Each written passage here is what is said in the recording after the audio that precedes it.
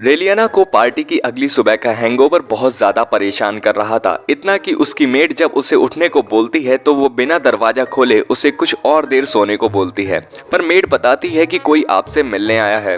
रेलियाना बिना जाने कि वो कौन है उसे घर भेजने को बोलती है, पर मेड बताती है कि वो खुद प्रिंस यानी ड्यूक है, जिसे सुनकर रेलियाना शॉक हो जाती है और सोचती है कि ये अब वो क्या करेगी। और उसकी सारी बातें जैसे डील और वो रॉयल सील, ये सब कुछ उसकी आंखों के सामने से ऐसे चल रहा था कि मानो ये अभी ही हो रहा हो।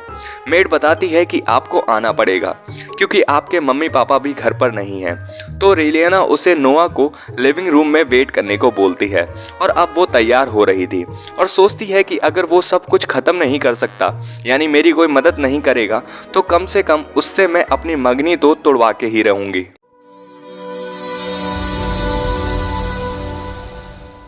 तैयार होकर रेलियाना ड्यूक से मिलती है, जो कि एक बुके लेकर उसके सामने खड़ा था, जिसे देखकर रेलियाना ठीक ना होकर भी अच्छे से बात कर रही थी कि क्या बात है, यहाँ कैसे आना हुआ।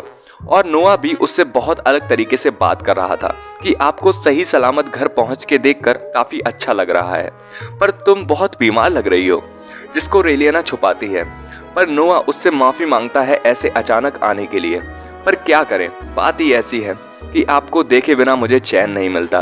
तभी वहाँ की मेड्स आपस में बात करती हैं कि ड्यूक को तो बहुत सुंदर सुंदर लड़कियां फंसा नहीं सकती, तो यहाँ वो कैसे आए, वो भी फूलों के साथ। तभी हम रेलियाना को किचन में चुपके से आइसक्रीम खाते हुए देखते हैं और वहाँ की कुक एल्मा उससे बोलती है कि इतने में आपको हैंगओवर कैसे हो सकता है। तो रेलियाना उससे कैसे बताए कि उसके अंदर तो कोई और रह रहा है। कि तभी वो कुक पूछती है, वैसे ड्यूक क्यों यहाँ पर आए हैं। जिस पर रेलियाना बोलती है कि मैं कुछ डिटेल में तो नहीं बता सकती, पर हम कल रात में एक पार्टी में मिले थे और हम में कुछ चीजें कॉमन मिल गईं। जिसे सुनकर वो कुक एल्मा बहुत ज्यादा एक्साइटेड हो जाती है और बोलती है कि फिर तो आप लोगों के बीच में अगर सब कुछ अच्छा रहा तो आप दोनों साथ में कितने अच्छे पार्टनर लगोगे। पर रेलियाना सोच रही थी कि हाँ, पार्टनर तो अच्छे लगेंगे, बिजनेस पार्टनर, क्योंकि हमारी डील भी बाकी है। और वो बुक स्टोर से एक कॉन्ट्रैक्ट बनाने की किताब लेके इस बार आती है। शाम को रेलियाना के माँ बाप उससे पूछते हैं कि ड्यूक यहाँ पर आए थे, तो क्या बात है, जरा समझाओगी। जिस पर रेलियाना बताती है कि वो अब अपनी मंगनी फ्रांसिस के साथ तोड़ना चाहती है। जिसे सुनकर उसके पेरेंट थोड़ा शॉक होते हैं, पर रीजन पूछते हैं कि क्या तुम उससे प्यार नहीं करती। जिस पर रेलियाना बताती है कि वो तो मजबूर थी अपनी फैमिली बिजनेस के बीच में और इसलिए वो शांत थी आप लोगों की वजह से, पर अब वो ऐसा नहीं करना चाहती और अपनी लाइफ उसके साथ बिताना चाहती है जिससे वो सच में प्यार करती है। जिसे सुनकर रेलियाना को लगता है कि मुझे पता है कि मेरे माँ बाप ये बात नहीं समझेंगे और मना करेंगे, पर इसका उल्टा होता है। उसके पेरेंट्स ये चीज़ समझते हैं और बोलते हैं कि मानते हैं कि इससे हमारा फ़ायदा होता, पर तुम हमारी बेटी हो और अगर तुम ही खुश नहीं रहोगी तो हम कैसे होंगे। तो तुम्हें हमारे लिए अपनी फीलिंग को दबाने की कोई ज़रूरत नहीं, तो हम ये मंगनी तोड़ देंगे। जिसे सुनकर रेलियाना बहुत दुखी होती है क्योंकि उसे लगा नहीं था कि ऐसा जवाब मिलेगा और वो तो लड़ने के लिए भी तैयार थी, पर सोचती है कि ये शब्द जो मेरे मुंह से अभी बहुत गंदी तरीके से निकले थे वो अब मेरे दिल में ही खुद बहुत ज़्यादा चुभ रहे हैं और मैं उनकी असल में बेटी भी नहीं हूँ, पर मुझे इतना ज़्यादा बुरा लग रहा है कि मैं गलत थी। फिर हम रेलियाना को ड्यूक के मेंशन में जाते हुए देखते हैं जहां नोआ उसका वेट कर रहा होता है और अंदर जाते ही रेलियाना उसे हाय हेलो बोलने वाली थी, पर नोआ ये सब फॉर्मेलिटी छोड़ के सीधे मुद्दे की बात करना चाह रहा था। जिस पे रेलियाना बोलती है कि हाँ, मुझे पता है कि रॉयल सील कहाँ पर है और ये बात मैंने किसी और को ना बताकर आपको बताई, वो आप भी पहले से जानते हैं। क्यों? मुझे पता है कि मुझसे कोई नफरत नहीं करता और जिसे पता है वो सील कहाँ पर है उसे आप भी जानते हो। जिस पर नोआ पूछता है कि तुम्हें ऐसा क्यों लगता है। जिस पर रेलियाना बोलती है कि क्योंकि आप रॉयल सील के असली हकदार हो। और नोआ एक गाइड की तरह रोल प्ले करता था पुराने घरानों और नए घरानों के बीच में, और वो सील नोआ के पास ही थी जिससे वो रॉयल फैमिली को वो लॉस बनाने से रोक रहा था। पर यही तो रॉयल फैमिली चाहती थी। नोआ का रोल पूरा नोवेल में पुराने घरानों को शो करता है, पर असल में वो खुद राजा का प्यादा है और वो इकलौता है जिसे ये सच पता है राजघरानों के बाद। और मुझे भी, क्योंकि मैं बाहरी दुनिया से हूँ और मैं ये कहानी जानती हूँ। हालांकि ये सब नोवेल की हीरोइन को पता होना चाहिए, पर पता नहीं क्यों मुझे ये सब पता है। तभी नोआ बोलता है कि तुम यहाँ सीरियस भी हो या फिर नहीं, क्योंकि मैं यहाँ पर सच में डिस्कस करना चाह रहा था। पर अब कोई मज़ा नहीं आ रहा। रेलिना शॉक थी कि ये क्या हुआ, पर नोआ घड़ी देखकर बोलता है कि कितना कीमती समय बर्बाद हो गया, चलो अगली बार से नहीं होगा। जिस पर रेलियाना अपनी स्थिति को संभाल रही थी कि वो अंदर से तो डरी हुई थी, पर वो सोचती है कि ये बस मेरा टेस्ट ले रहा है और शांत रहो, और बोलती है कि मुझे पता है कि आपकी फैमिली की कब्र 31 वेंगलियो स्ट्रीट पर है और आपके कज़न रॉबर्ट विन नाइट की भी वहीं पर है जहाँ पर वो है। क्यों, सही है ना? इस पर नोआ बोलता है कि इससे ज़्यादा अगर कुछ बोला तो तुम्हारे लिए अच्छा नहीं होगा, तो अभी यहाँ से निकल जाओ। जिस पर रेलियाना सोच रही थी कि इतना सब कहने के बाद वो अभी तक मुझे इग्नोर कैसे कर रहा है, तो इस केस में मैं अब और हार नहीं मान सकती, और वो उठकर चलने लगती है और सोचती है कि ऐसा तो हो नहीं सकता, जब मैंने पहली बार रॉयल सील का जिक्र किया था तब वो हल्का सा रिएक्ट किया था, तो इसका मतलब जो मैंने कहा था वो सही होगा, तो मुझे ऐसे हार नहीं माननी चाहिए, थोड़ा कॉन्फिडेंस दिखाना पड़ेगा। और जाते हुए सोचती है कि अब मेरे पास और पत्ते खेलने के लिए नहीं बचे हैं, और अगर उसने डिसाइड कर लिया कि जो मैंने कहा है वो सब मनगढ़ंत है तो खेल खत्म। और गेट का हैंडल पकड़ के वो प्रार्थना करती है कि प्लीज़ मुझे रोको, और सोचती है कि क्या यही मेरा अंत है, कुछ सोचो जल्दी से। और उसका ध्यान शतरंज की बिछाई हुई चालों पर जाता है जो रूम में थी, और सोचती है कि क्या ये अभी की स्थिति है पूरे राज्य चेमस की। और वो जाने से पहले बोलती है कि सर, क्या आप मंत्री को सीधा चलाएंगे? और सोचती है कि अभी की सिचुएशन में अगर इसे चलाया तो गेल फैमिली को सीधा आपकी फैमिली के नीचे लाने जैसा होगा, क्योंकि गेल खानदान का अगला राजा बड़ा बेटा वेल्डर ना होकर दूसरा बेटा हैरल्सन है, क्योंकि वाल्डर अपना पूरा पैसा और खुद को मिलिट्री में लगा रहा है। और ये बात पूरे राज्य में अफवाह की तरह फैल चुकी है कि गेल फैमिली के लिए वो एक टाइम बॉम्ब है, जिससे गेल फैमिली के पास और कोई रास्ता नहीं बचा है उसके दूसरे बेटे हैरल्सन के अलावा। और नोआ बोलता है कि ये बात तुम्हारी सच हो सकती है, पर हमारे पास कोई प्रूफ नहीं है। जिस पर रेलियाना बोलती है कि वो तो समय आने पर पता चल जाएगा, तब तक के लिए। और जैसे ही वो जाने वाली होती है, नोआ उसे रोक लेता है और रेलियाना मुस्कुराती है, और नोआ डील करने के लिए, बात करने के लिए तैयार हो चुका था। नोआ जब तक कॉन्ट्रैक्ट पढ़ रहा था, रेलिना सोच के डरती है कि कहीं ये गलत आइडिया हुआ तो, और वो फ्रांसिस ब्रूक से भी ज्यादा खतरनाक चीज में फंस गई तो। तभी नोआ बोलता है कि तुम मुझे अपना फियांसे यानी मंगेतर बनाने को बोल रही हो। जिस पर रेलियाना बोलती है कि हाँ, बस यही एक चीज है। जिस पर नोआ रीजन पूछता है, लेकिन रेलियाना बोलती है कि क्या जरूरी है बताना। नोआ बोलता है कि हाँ, अभी की सिचुएशन के हिसाब से तो है। रेलिना बोलती है तो अभी की सिचुएशन क्या कह रही है।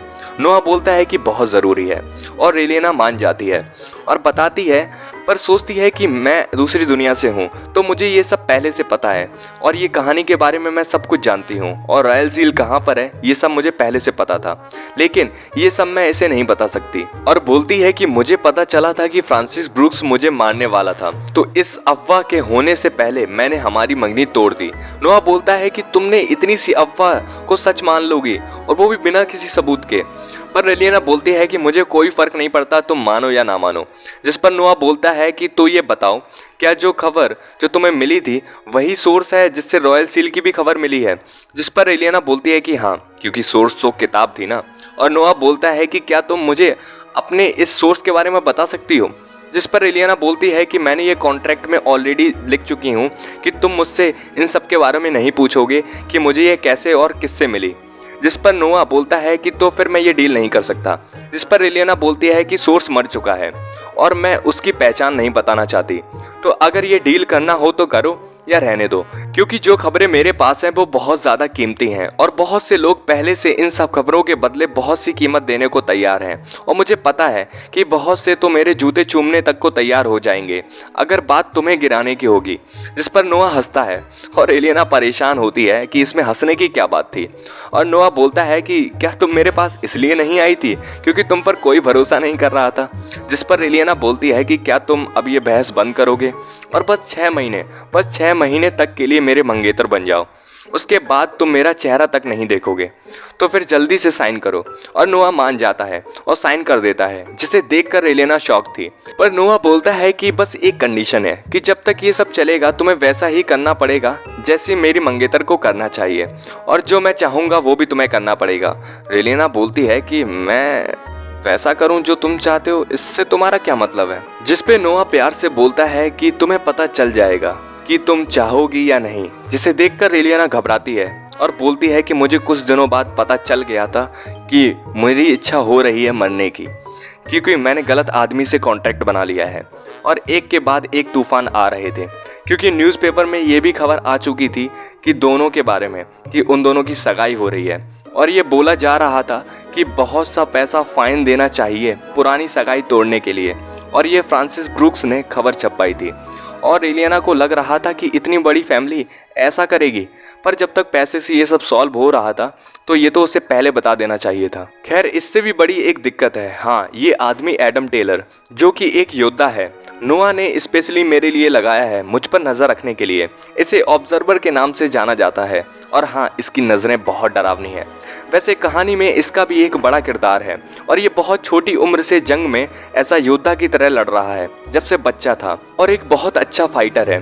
पर फिर बाद में रॉयल फैमिली ने बच्चों का जंग में यूज करना बंद कर दिया, तो एडम के पास अब कोई रास्ता नहीं बचा और ना ही कोई जाने की जगह। तो विननाइट फैमिली ने इसे एज अ नाइट हायर कर लिया, और तब से एडम ने नोआ को अपनी वफादारी सौंप दी।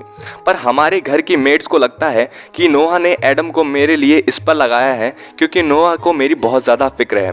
पर सच तो ये है कि अगर मैंने कोई और चाल चली तो बिना धमकी के मेरा सर काट दिया जाएगा। पर जो भी है ठीक है। पर एक और दिक्कत है, और एलियाना रुक के पूछती है एडम से कि क्या जब मैं ड्यूक मैंसन चली जाऊंगी तब भी तुम मुझे सर्व करोगे, जिस पर एडम कोई जवाब नहीं देता। एलियाना परेशान होती है। फिर एडम बस एक हाँ में सर हिलाता है, जिसे देखकर एलियाना सोचती है कि हाँ, वो भी इसने 3 दिन में एक बार बोला है। और हाँ, मुझे ड्यूक मैंसन जाना है कुछ दिनों में, क्योंकि नोआ बताता है कि तुम अब हाउस ऑफ विननाइट की शादी की कैंडिडेट हो। पर एलियाना बोलती है कि मेरी तो बस तुमसे एंगेजमेंट हुई है। नोआ बोलता है कि तभी तो, और हंसते हुए बोलता है कि इससे दुल्हन बनने की ट्रेनिंग मानो, जिस पर एलियाना घबराती है। तभी एलियाना को जाते वक्त कुकिंग मेड एल्मा रोक लेती है और कहती है कि मुझे पता है ये सब आपके लिए कठिन है, और मुझे पता है आपके मम्मी पापा भी कुछ नहीं कह रहे। जिस पर एलियाना सोचती है कि अभी तक जो भी मिला मुझसे वो बस यही कह रहा है कि तुम्हें नोआ से ज़्यादा अच्छा लड़का नहीं मिल सकता। पर एल्मा, तुम मेरे मन को समझ पाई। और एलियाना खुश हो रही थी, पर एल्मा का मतलब एडम से था, ना कि नोआ से। और बोलती है कि देखो कैसी लाल आंखें हैं, और ऐसा लगता है कि कभी भी तलवार चला देगा। एलियाना बोलती है तो तुम एडम के बारे में बात कर रही थी, जिस पर एल्मा बोलती है हाँ, और मैंने तो ये भी सुना है कि कुछ लोग इसे गॉड ऑफ डेथ बुलाते हैं, और कुछ का कहना है कि ये एक टेररिस्ट ऑर्गेनाइजेशन अलास्का का पार्ट है, और पता नहीं इस जैसे को नोआ सर ने क्यों हायर किया है। जिस पर एलियाना सीरियस होकर बोलती है कि एल्मा, मास्टर टेलर एक हीरो हैं इस राज्य के और बहुत अच्छे योद्धा हैं, और इसलिए ड्यूक ने उन्हें मेरे लिए असाइन किया है, तो कुछ बोलने से पहले सोचा करो। और एल्मा सॉरी बोलती है, जिस पर एलियाना बोलती है कि मुझे पता है तुम मेरे लिए परेशान थी, पर मैं बस ये चाहती हूँ कि तुम लोगों को देखकर उन्हें जज मत करो। वैसे तुम कुछ और कहना चाहती थी। जिस पर एल्मा बोलती है कि वो आपके लिए चॉकलेट कवर्ड बादाम बनाए थे, और वो लेके एलियाना गार्डन में जाती है, जहाँ वो फूलों को देखकर बोलती है एडम से कि क्या तुम्हें फूलों के बारे में जानकारी है। कोई जवाब नहीं। क्या खाने में कुछ पसंद है। बिल्कुल शांत। जिसे देखकर एलियाना बोलती है कि क्या तुम कुछ भी नहीं बोलते। कि तभी वहाँ उसकी छोटी बहन रोजमेरी एक बलून लेकर आती है, जिसे गोद में उठाकर एलियाना उससे पूछती है कि तुम यहाँ पर क्या कर रही हो। और रोज बोलती है कि प्रेयर आपके और ड्यूक की हैप्पी मैरिज के लिए। जिसे सुनकर एलियाना बहुत इमोशनल होती है और रोज को गोद में गोल गोल घुमाती है और पूछती है कि ये बलून किस लिए। जिस पर रोज बोलती है कि इसमें एक चिट्ठी है जो कि भगवान तक जाएगी, और इसमें मैसेज है आप और ड्यूक की खुशी के लिए। और उसके हाथों से वो बलून छूट जाता है और एक पेड़ में फंस जाता है, जिस पे वो बहुत निराश होती है। एलियाना समझाती है कि जब उसका माली आ जाएगा तो उससे कहकर उतरवा देंगे, पर रोज को बहुत परेशानी हो रही थी क्योंकि उसे लगता था कि गॉड के पास वो मैसेज लेट पहुंच जाएगा। तो उसे शांत करने के लिए एलियाना उसे एक चॉकलेट देती है, पर फिर भी वो बहुत उदास थी। तो अचानक से एडम बिजली की रफ्तार से अपनी तलवार से उस बैलून को छुड़ा देता है, जिसे देखकर एलियाना शॉक थी क्योंकि ये साइड उसने एडम की अभी तक नहीं देखी थी। जिसके बाद एलियाना एडम को थैंक यू बोलती है और रोज मैरी को भी उसे थैंक यू बोलने को बोलती है, जिस पर रोज एडम को एक चॉकलेट का पीस देती है, जिसे लेकर एडम थोड़ा खुश होता है। और एलियाना शॉक थी और पूछती है कि क्या तुम्हें चॉकलेट पसंद है, जिस पर वो हाँ करता है और रेलियाना उसे पूरा बैग दे देती है चॉकलेट का, जिसे देखकर वो बहुत ज़्यादा खुश था पर दिखाता नहीं। और रेलियाना सोचती है कि शायद इसका पूरा बचपन जंग के मैदान में ही बीता है, तो उसे कभी बच्चे बनने का टाइम ही नहीं मिला। और बोलती है कि मैं आशा करती हूँ कि तुम मुझे ऐसे ही सर्व करोगे। और फिर उसी के अगले दिन रेलियाना ड्यूक मैंसन के लिए निकल जाती है और वहाँ पहुँचते ही अब सब शुरू होने वाला था।